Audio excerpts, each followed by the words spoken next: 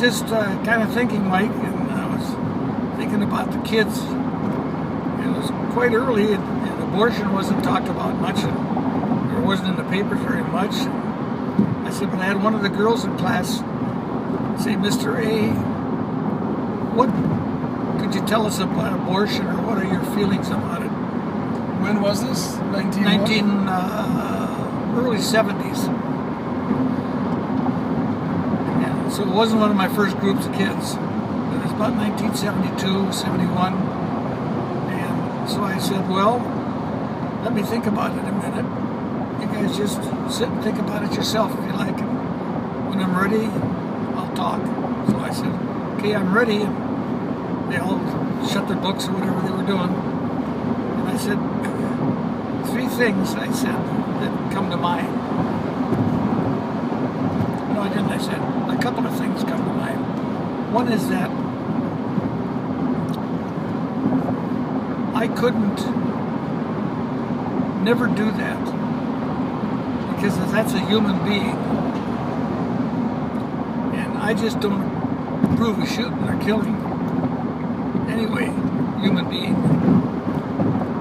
Even like death penalty. Even like a death penalty. I said, because instead of it costing us a lot of money, we got to keep the costs down as it gets going. In 1.1 miles, take I just don't approve of that. It's a basic thing. Right. I said the second thing is that when that child is in the mother's womb, and it's just a little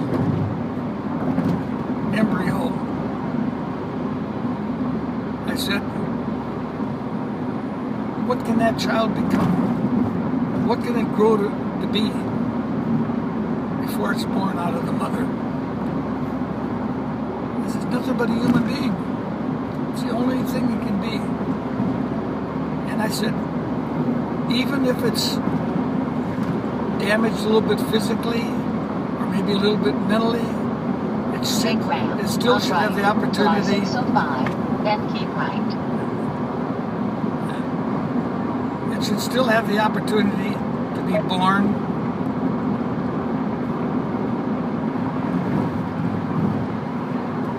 And I said mainly because there's going to be somebody. Keep right on 2605 if that human being has to be taken care of, that makes somebody else a better person. Yeah. Oh. Keep left on I-605. I said, the third thing is, I think a lot of the economy of this country, we manufacture a lot of diapers, we manufacture a lot of baby clothes, and clothes of different size boys and girls as they're growing up. There'd be no opportunity to sell those. If you got just 1,000 babies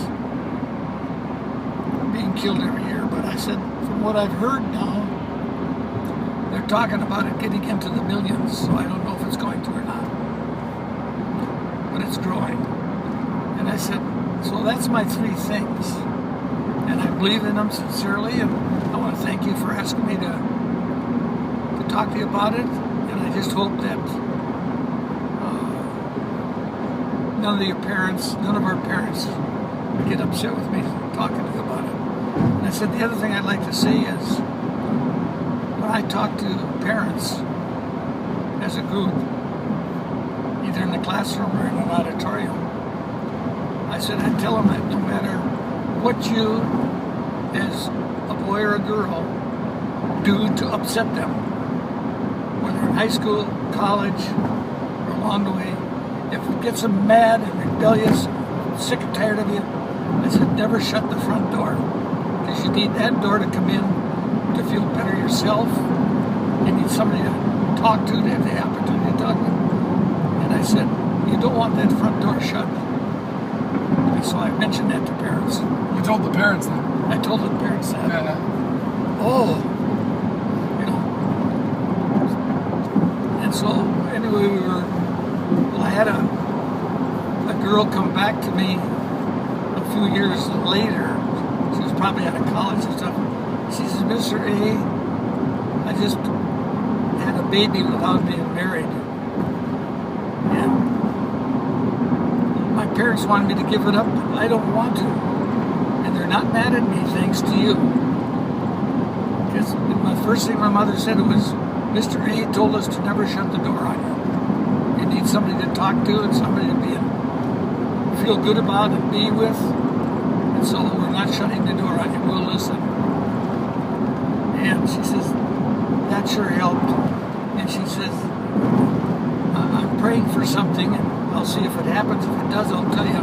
Well, that was then about, I'd say a year or a few months later, maybe 10 months later. She says, Mr. A, I just wanted to tell you that the father of my baby that I've got at home, we talk on the phone and stuff, but we haven't seen each other since, as far as going out together or anything, because I just stayed home with the baby. And she says, I just want you to know that he's told me he wants to marry me. And he's got ready to give me a ring if I'll accept his proposal. Isn't that nice? And I said, well, what are you going to do? She says, I'm going to do the same thing you told my parents.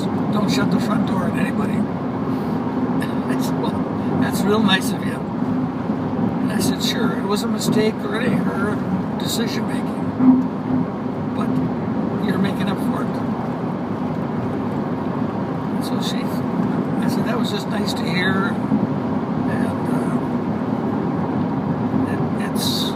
And then, of course, it's worked out to where, what do they say? In the last couple of decades, it's been close to 1 million abortions a year, just in our country.